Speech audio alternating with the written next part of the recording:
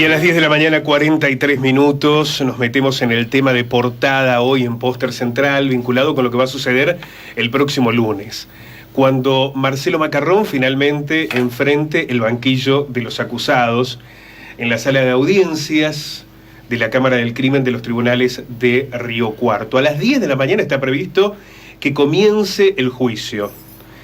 Nora Dalmazo fue asesinada el 25 de noviembre del 2006. Han transcurrido 15 años que podrían definir la última posibilidad de encontrar justicia, de saber qué pudo haber ocurrido con el homicidio de Nora Dalmazo. Macarrón está acusado de homicidio calificado por el vínculo, por alevosía y por precio o promesa remunerativa en concurso ideal. Esto que está previsto en el artículo 80 del Código Penal. El tribunal estará compuesto por Daniel Baudaña, que será el presidente, Natacha García y Gustavo Echenique Esteves.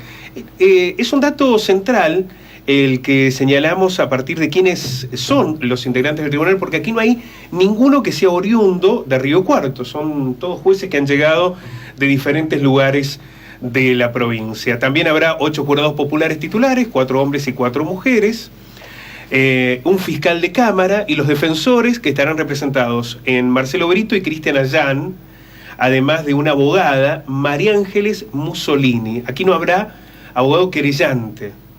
La familia Macarrón, la familia de Nora Dalmazo decidió no ser querellante en esta causa. Habrá audiencias los lunes a partir de las 10, martes, miércoles y jueves, entre las 9 de la mañana y las 3 de la tarde, y después en una segunda semana de 9 a 15, martes, miércoles y jueves. Es decir, 3 días a la semana en un juicio que se prevé con más de 300 testigos, podría demorar unos 3 meses.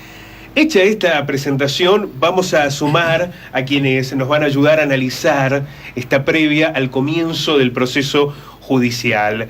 El ex fiscal de Cámara, el doctor Jorge Medina. Doctor, ¿cómo le va? Buenos días. Hola, buen día. ¿Cómo están? Buen día a toda la audiencia. Bueno, un verdadero placer, doctor, que nos acompañe. Y también está aquí en los estudios de la radio el periodista, director de la revista El Sur, Hernán Bacanarvaja. Hernán, ¿cómo estás? Buenos días. Hola, Pablo, ¿qué tal? Buen día. Bueno, me voy a permitir una licencia antes de comenzar a debatir sobre el caso, porque tenemos aquí la revista El Sur con una portada que es más que atractiva. Es muy provocante la portada, es una portada del sur. Volvimos con cómo nos fuimos en su momento. Exacto. Nunca tiene nos fuimos porque estamos claro, estamos en la web, pero volvimos en papel con algo que nos ha caracterizado, que son las tapas, ¿no? Así es. La última carta del viudo, a 15 años del crimen de Nora Dalmazo, Marcelo Macarrón va a juicio acusado de ser instigador del homicidio.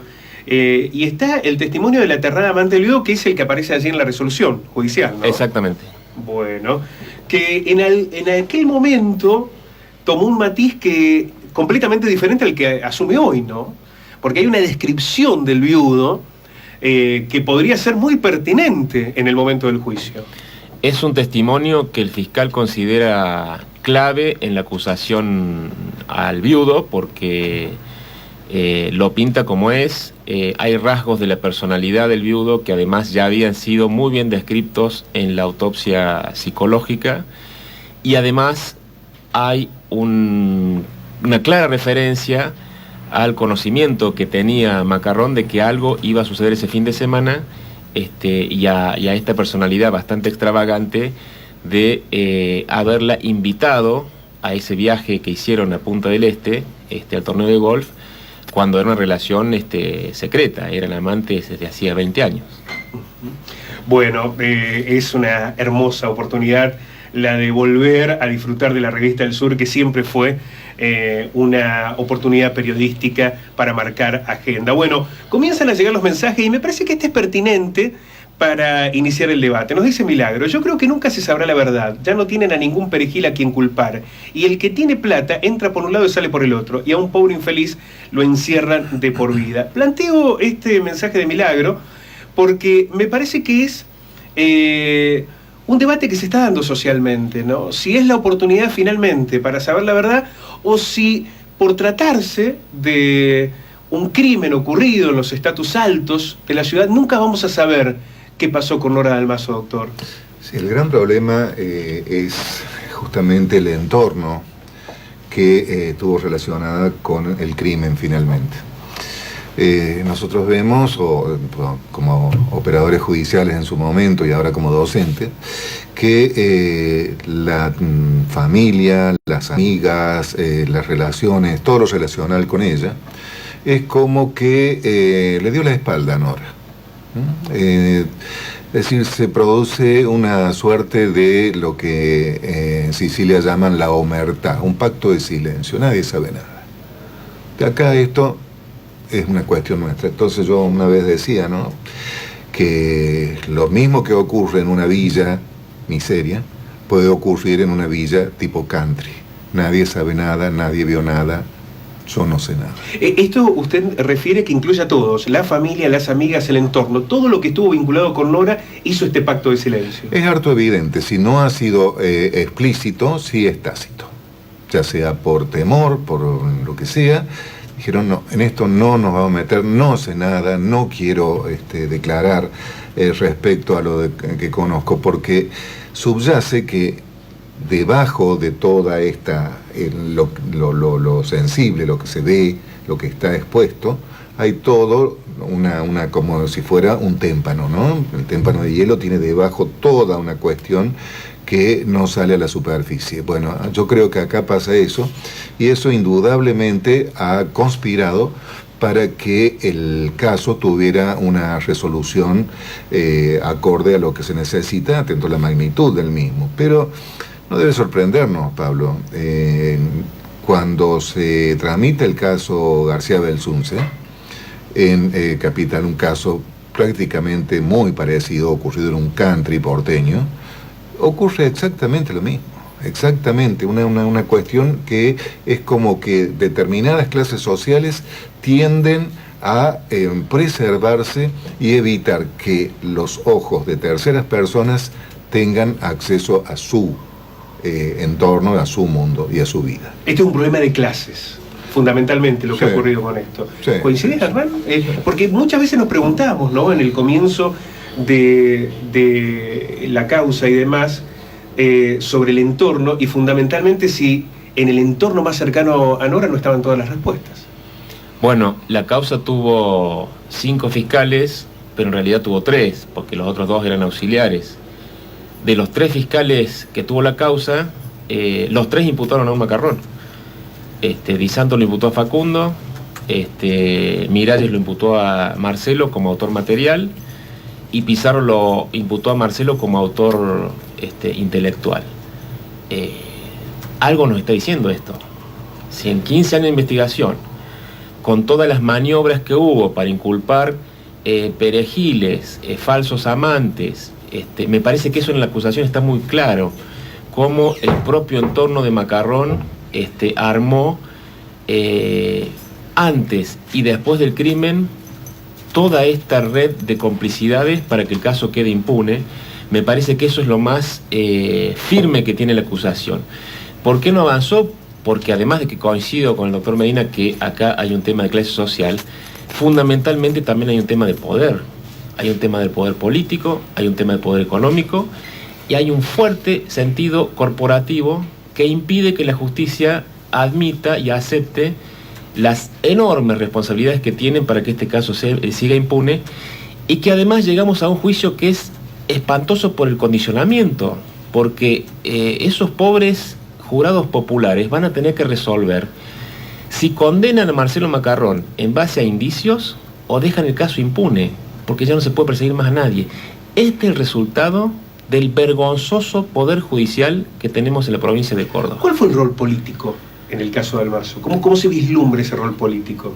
Cayó toda la plana de seguridad del gobierno de la Sota en aquel momento. A Comunaro lo sacaron de la investigación al otro día. Eso nunca se pudo explicar, ¿no? No, si eso está ¿Cómo clarísimo. el jefe de la policía lo sacás en el Pablo, medio enviaron al mayor delincuente que tiene la policía, condenado por el narcoescándalo, a cerrar el caso con un perejil. Directiva que estaba avalada y al día de hoy la sostiene por quien era fiscal general Vidal Lascano, que hoy es juez federal.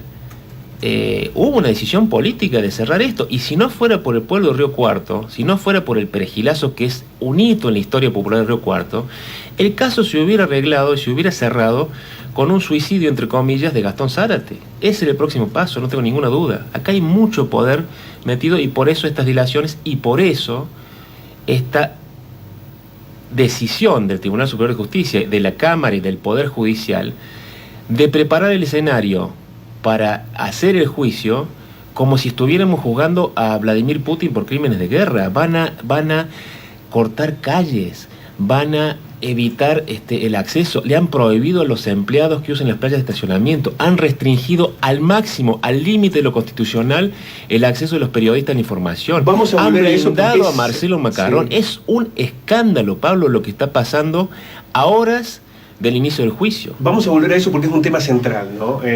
Y que tiene también que ver con la historia que ha tenido el caso Dalmazo. Pero citaba Hernán, doctor, el rol de los jurados populares, ¿no? Que es, o condenan a Macarrón o el caso queda impune definitivamente, ya no hay posibilidad de salir a buscar.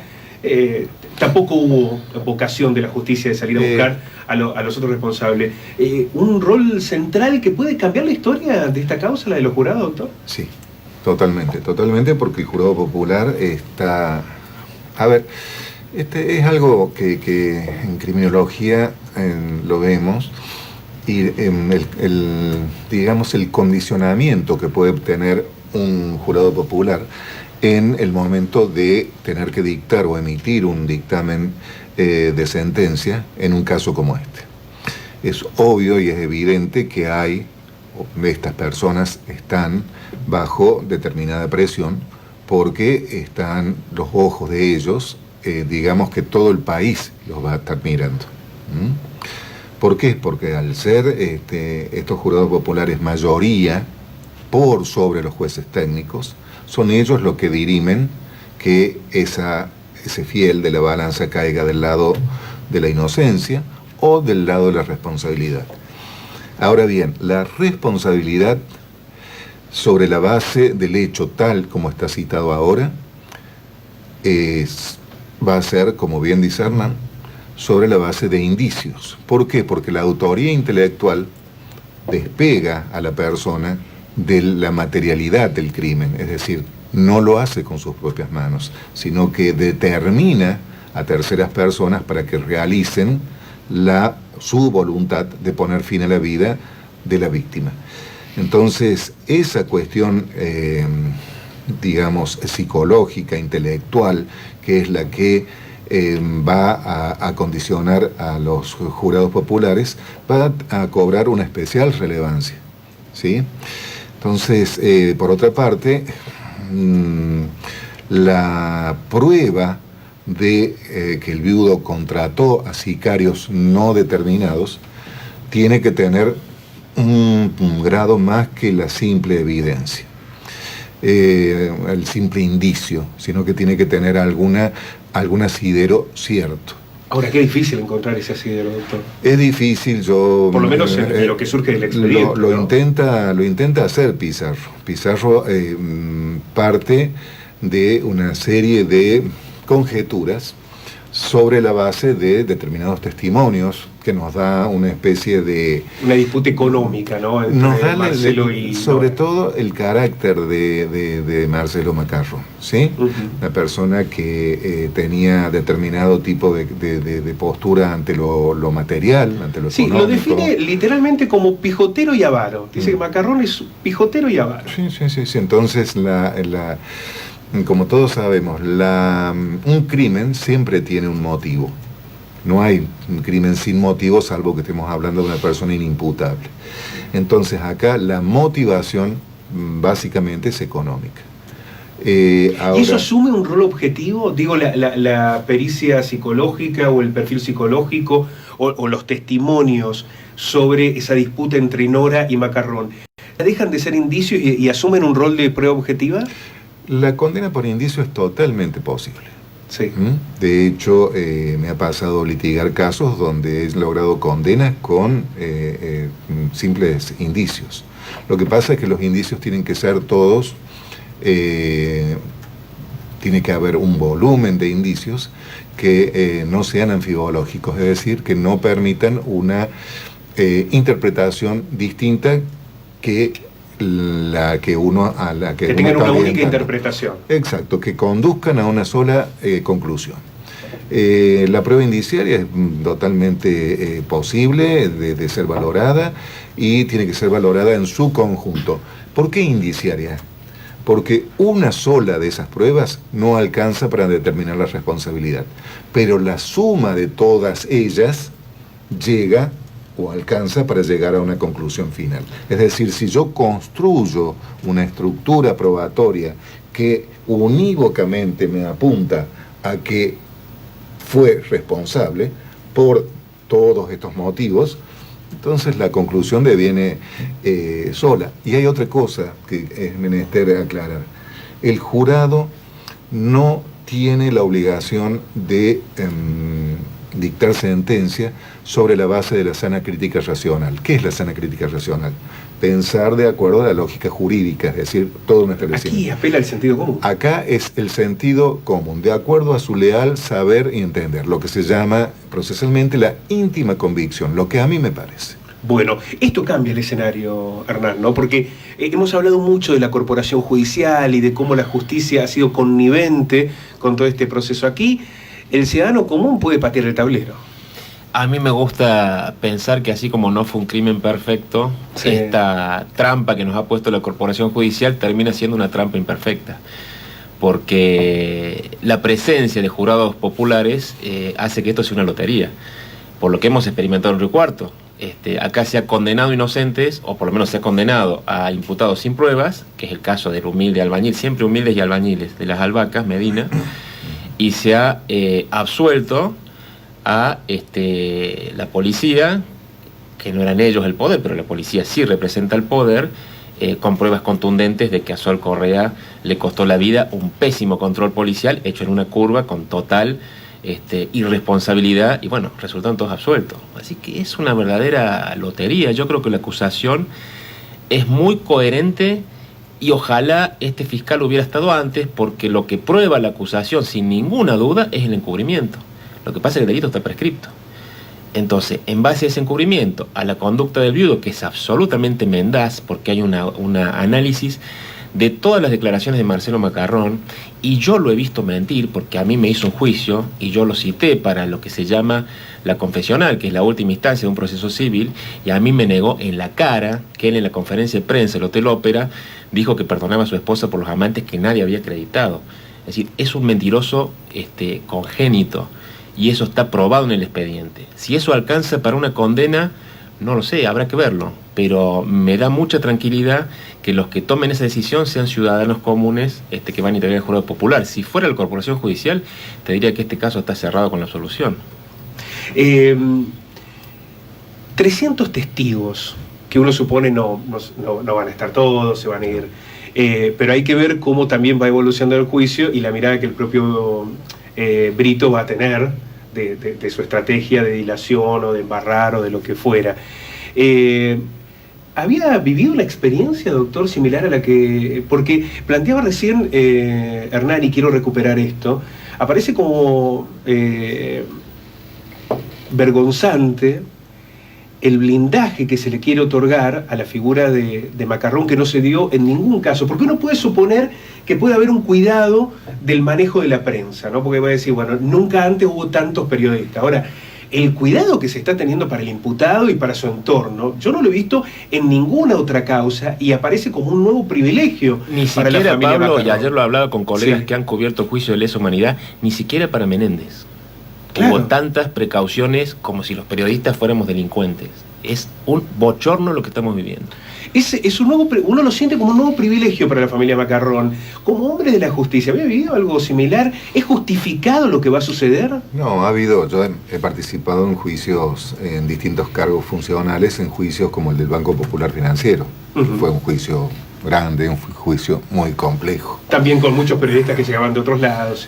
Sí, Sí, la misma, una situación muy similar, muy sí, similar. Y no, obviamente que Salinas y los imputados que estaban allí, no hubo ese despliegue que yo lo considero inédito. Acá hay que diferenciar dos cosas. Por un lado, el cuidado que se tiene que tener porque se está en una audiencia del debate donde la publicidad de los testimonios puede llevar a condicionar al testigo que viene después. Porque si yo estoy viendo lo que el testigo está diciendo, después puedo tergiversar o puedo tener algún tipo de... En general, los jueces que nos piden cuando vamos a las audiencias, bueno, pueden quedarse, tomar nota, pero no grabar los testimonios. Esto sucede en general, claro, en los procesos judiciales.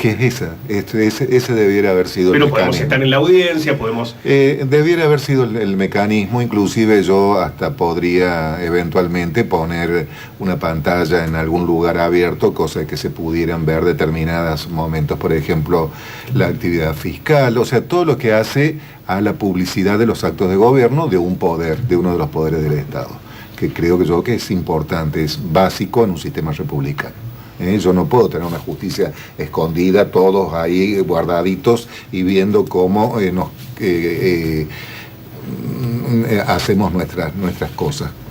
No, hay cuestiones que no se pueden exponer públicamente, y por otra parte, acá tenemos que también poner un poquito de consideración a lo que es la figura central, creo yo, ¿no? Que es la mujer asesinada.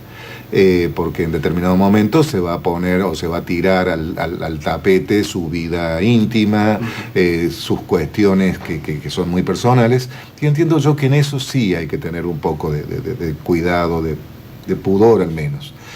Pero no, realmente el hecho de como que si yo estuviera juzgando a un Bin Laden, la verdad que no le veo gran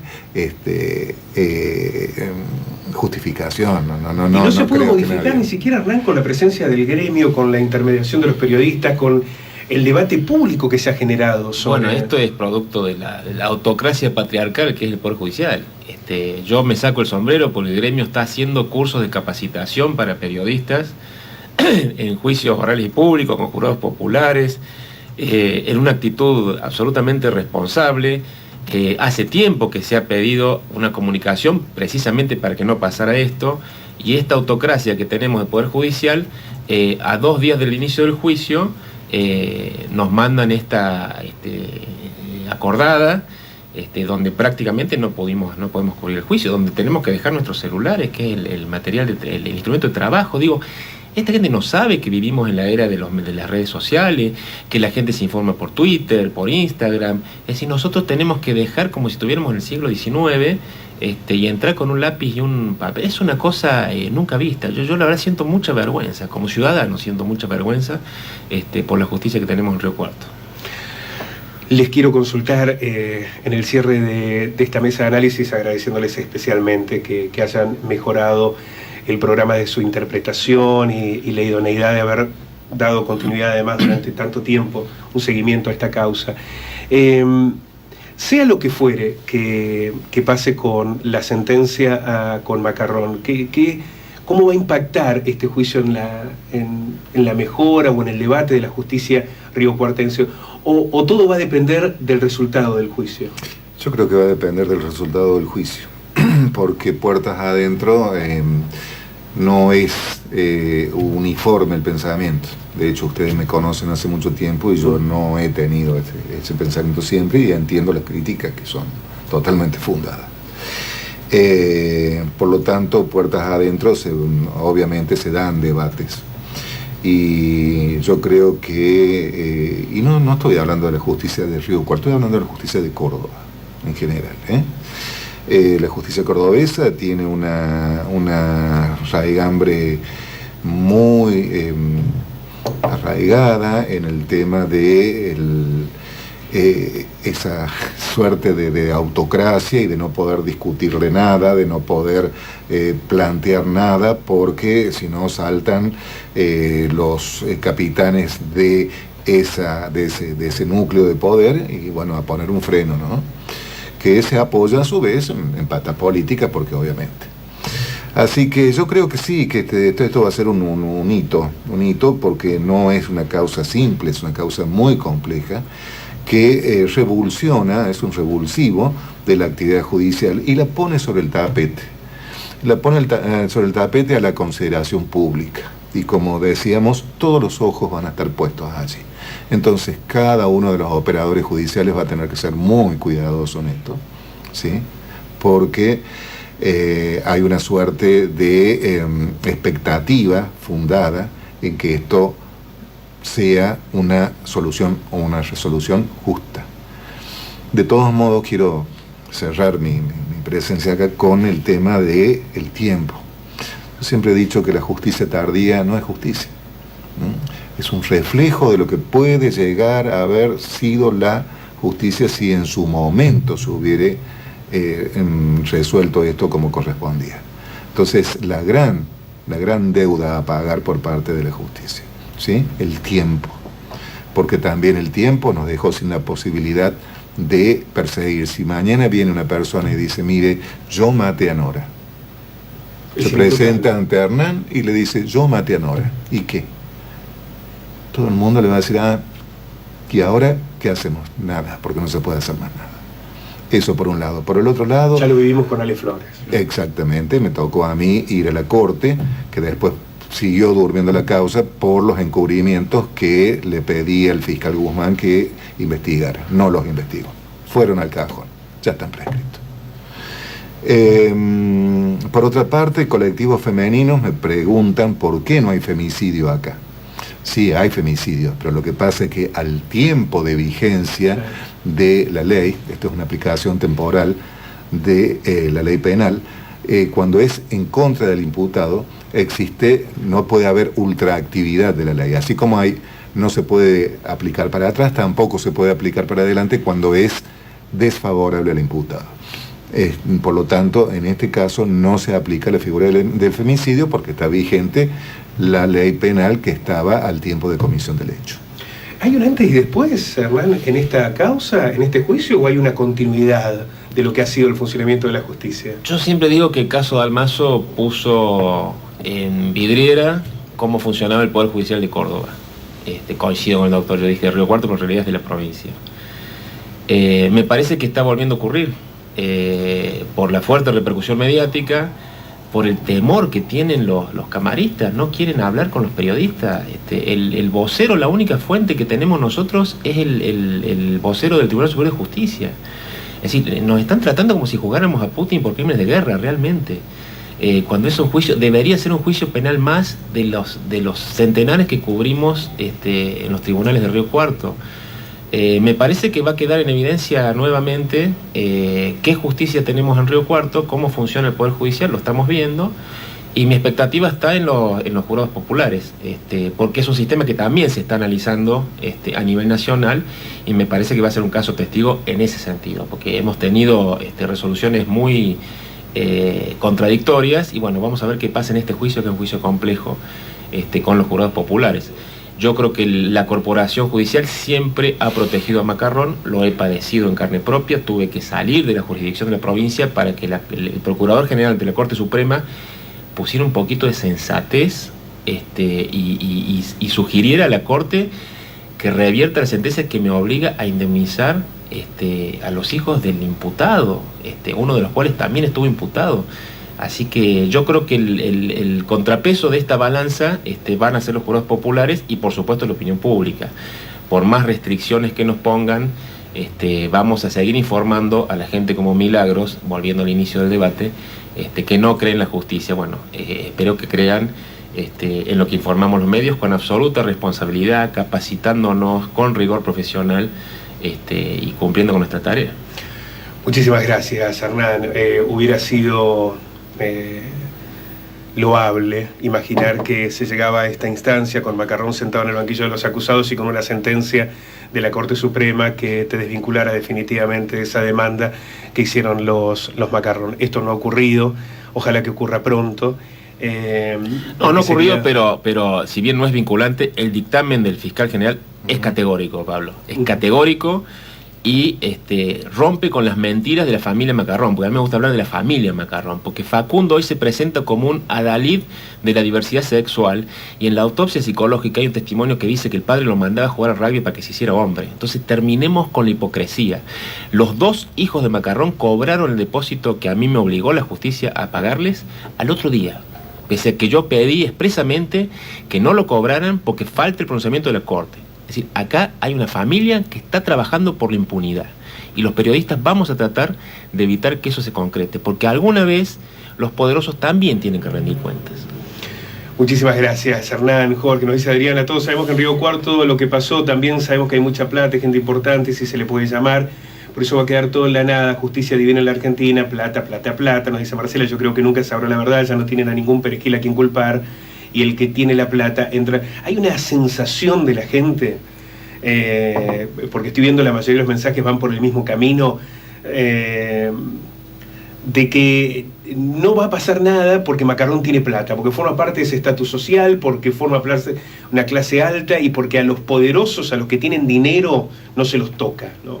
Hay una sensación que ojalá se logre romper con la determinación que pueda darse allí en el juicio. Doctor, un abrazo y muchas gracias. Igualmente, muchas gracias por la invitación, Pablo, y bueno, a disposición para cuando me necesiten. Bueno, nos vamos a molestar en estos 3 meses mucho también a vos, Hernán, felices de que vuelva el sur y de saber que vas a estar haciendo la cobertura como lo has hecho en todo este tiempo, porque para nosotros es una especial referencia. Abrazo grande. Gracias a vos.